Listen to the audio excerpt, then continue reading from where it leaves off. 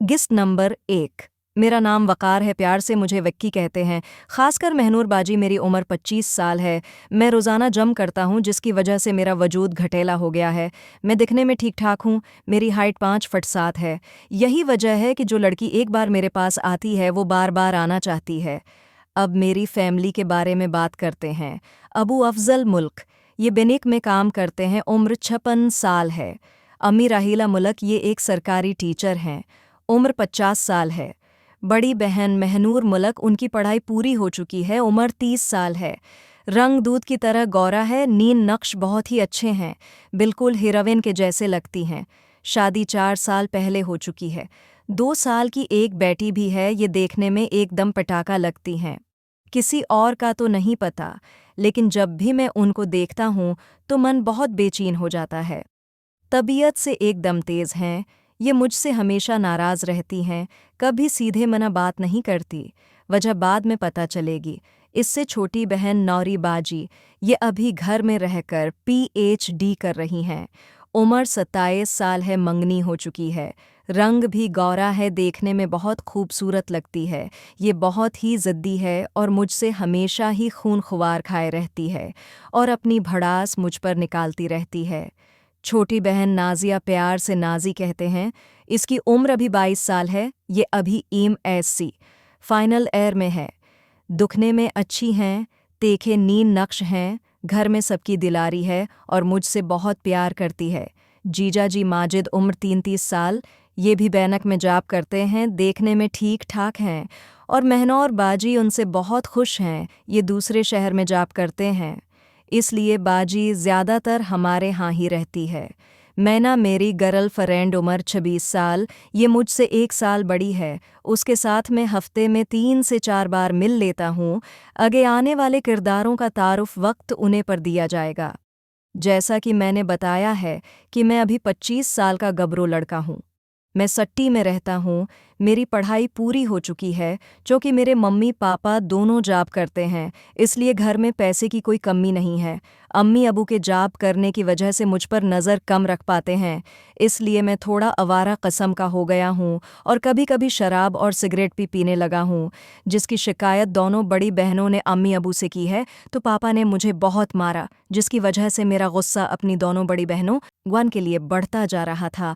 उठ जा, सुबह हो गई है और तुम सोए पड़े हो। ये आवाज़ मेरी उम्मी की थी जो मुझे उठा रही थी। मैं सोने दो ना माँ, अभी तो 6 बजे हैं, अभी थोड़ी देर और सोने दो। अम्मी, नहीं, अब उठ जा और नहा कर फ्रेश होकर नाश्ता कर, मैं लगा रही हूँ। मैं बेमन से था और नहा धोकर नीचे चला गया नाश्ता करने के लिए। मैंने अपने घर के बारे में बताया ही नहीं। मेरा घर 2 फ्लोर का है, जिसमें कल मिलाकर 8 कमरे, एक बड़ा सा हॉल, एक स्टोर रूम और एक गेस्ट रूम भी है। 5 कमरे सेकंड फ्लोर पर है, बाकी सब ग्राउंड फ्लोर पर हैं।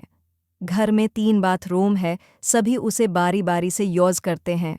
तो मैं जब नाश्ता करने के लिए हॉल में आया तो सभी वहाँ पर पहले से ही बैठे हुए नाश्ता करने की शुरुआत करने जा रही थी।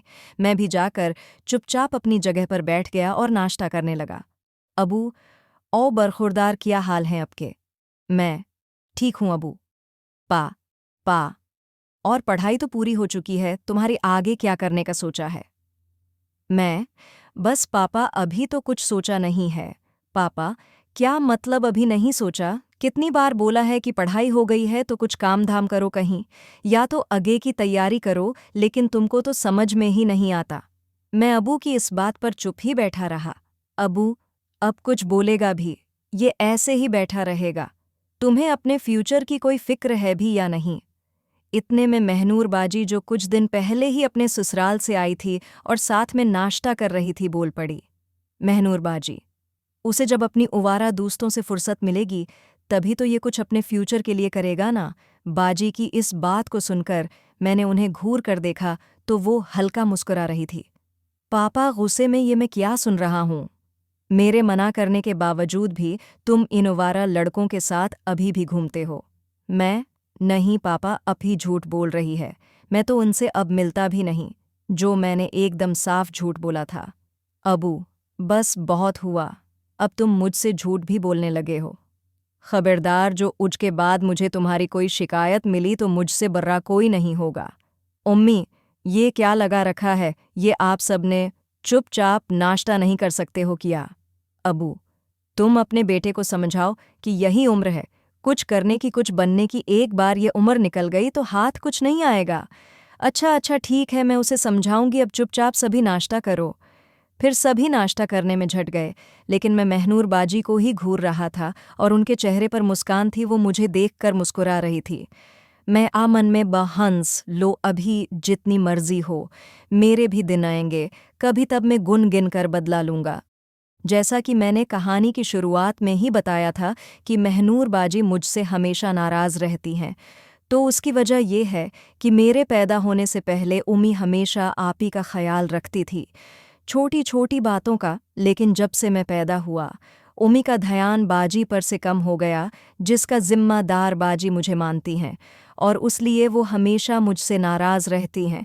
उसका पता मुझे बाद में चला, नाश्ता करने की बात, जब सभी अपने